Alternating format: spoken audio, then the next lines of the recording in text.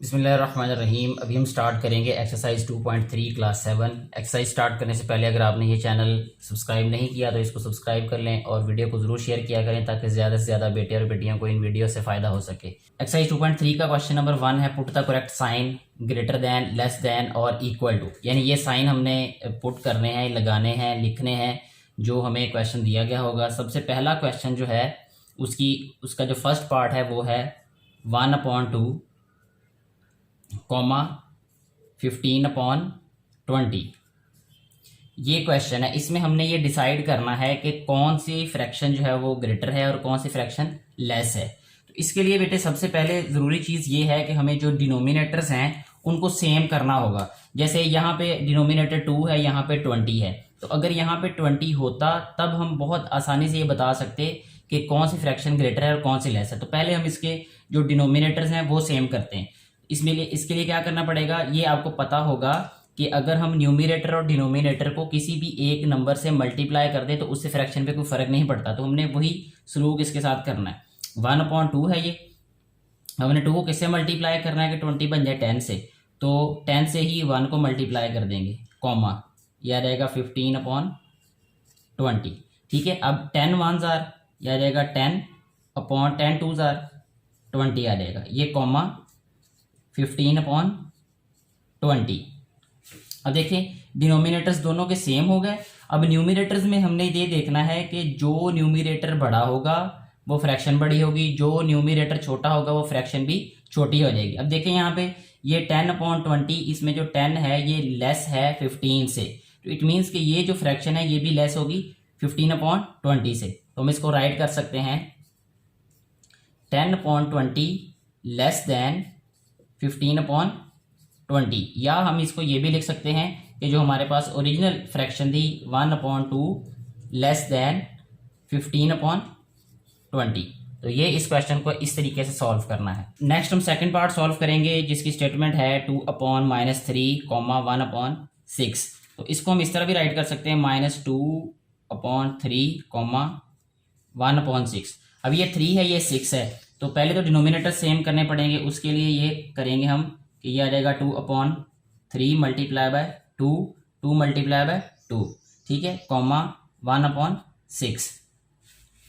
अब देखें ये हो जाएगा हमारे पास -4/6 कॉमा 1/6। अब ये 6 है, ये भी 6 है, यानी डिनोमिनेटर सेम हो गए। न्यूमिनेटर्स में देखें अगर ये माइनस वाली वैल्यू है यानी -4 है, ये 1 है, ठीक है। तो अब हमारे पास ये जो माइनस वाली वैल्यू है ये स्मॉलर होगी और ये जो पॉजिटिव वैल्यू है ये ग्रेटर होगी। इट मीन्स कि ये स्मॉलर वैल्यू है, स्मॉलर फ्रैक्शन है, ये ग्रेटर फ्रैक्शन होगी ये, यानी इसको हम राइट करेंगे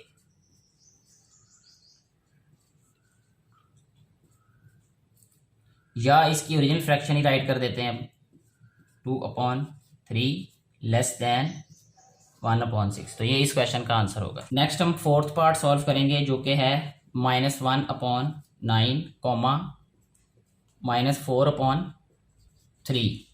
तो सबसे पहले डिनोमिनेटर्स को सेम करेंगे, ये 3 है इसको 9 बनाएंगे, ये -1/9 ऐसे लिखेंगे, यह रहेगा -4 मल्टीप्लाई बाय 3/3 मल्टीप्लाई बाय 3। तो ये हो जाएगा -1/9 कॉमा -12/9। अब हमने ये देखना है कि ये देखें ये -1 है और ये -12 है। ये माइनस में जो वैल्यू जितनी बड़ी होती है असल में उतनी छोटी होती है, तो ये वाली स्मॉलर वैल्यू होगी क्योंकि ये -12 है, ठीक है। जैसे किसी इंसान के पास किसी इंसान पे 100 रुपया कर्ज हो, वो ज़्यादा गरीब होगा, या किसी के ऊपर 1200 रुपया कर्ज हो वो गरीब होगा।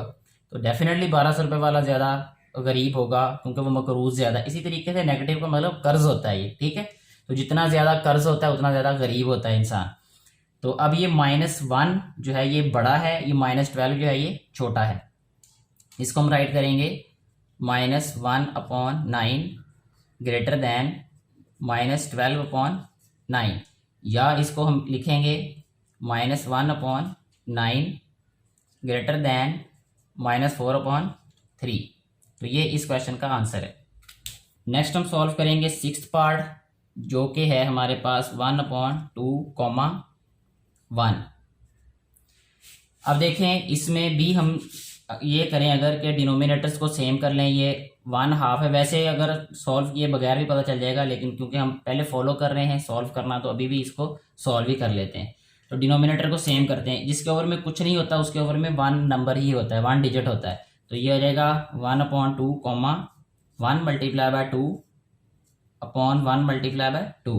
तो ये हो जाएगा हमारे पास 1/2 कॉमा 2/2। देखिए यहाँ पे डिनोमिनेटर सेम है, यहाँ पे ये 1 है, ये 2 है, 2 ग्रेटर है, इसलिए ये वाली फ्रैक्शन क्या होगी, ग्रेटर होगी।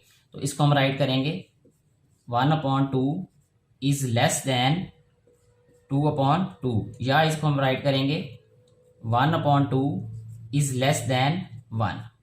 तो इस तरीके से इसको राइट कर देंगे। नेक्स्ट हम सॉल्व करेंगे इसका 9th पार्ट, जो कि है 4/-100 कॉमा -1/25।